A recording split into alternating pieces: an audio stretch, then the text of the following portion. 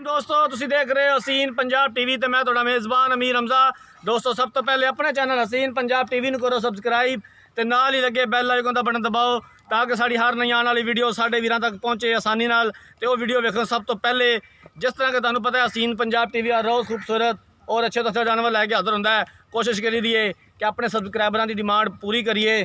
अज जनाब असीं नीली का झोटा लैके हाजिर होए हैं। प्योर नीली का झोटा है। नीली के इलाके खड़े हैं। मियाँ सईद उतियाणा आल बफालो एसोसीएशन के जोड़े सदर ने उन्होंने को झोटा खरीदा हुआ सी। इन्होंने लिया सी ते ये जनाब कैमरे की नज़र है। कैमरामैन सब तसल्ली के नाल झोटा दिखाओ।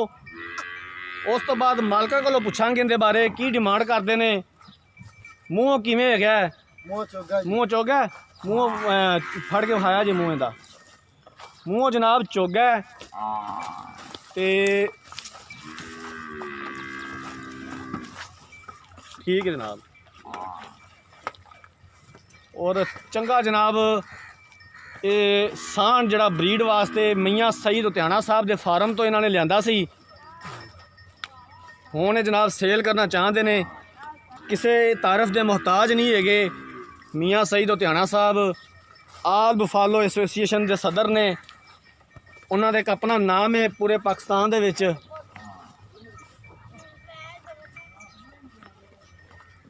नीली की जिहड़ी नस्ल है उन्होंने कायम रखी हुई है। तो ये जनाब नीली के इलाके आरफ वाला ज़िला पाकपतन आरफ वाले तो 8 तो 10 किलोमीटर के फासले ते ये झोटा खड़ा है। बड़ा ही खूबसूरत है। ब्रीडर है। कैमरे की नज़र है। तसल्ली के नाल कैमरामैन साहब झोटा दिखाओ।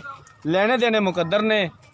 उस तो बाद करांगे मालकां नाल गल्लां बातां की इनकी डिमांड करते हैं। लिया यार इन्हें इधर टोर। असी जनाब अपनी पूरी कोशिश कर रहे हैं कि अपने सबसक्राइबरां की डिमांड पूरी करिए। तो साड़ी जी रिक्वेस्ट है साढ़े वीर भरा पूरी करते हैं। वीडियो को लाइक तो शेयर करते हैं और चैनल को सबसक्राइब करते हैं। जिन्होंने वीर भरावां ने चैनल को सबसक्राइब नहीं किया उन्होंने अगे रिक्वेस्ट है कि सबसक्राइब कर लैन। असी इंशाल्लाह इस तरह ही कोशिश करते रहने हैं।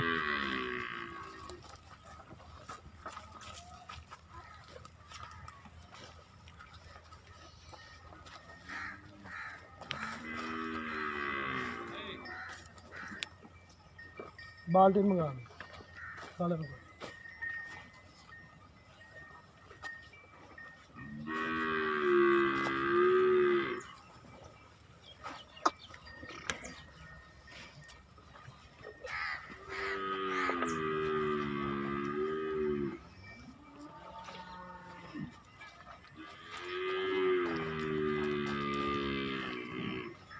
एक बारी और लिया जा रहे इधर खोल के ते मज़ीद तसल्ली हो जाए।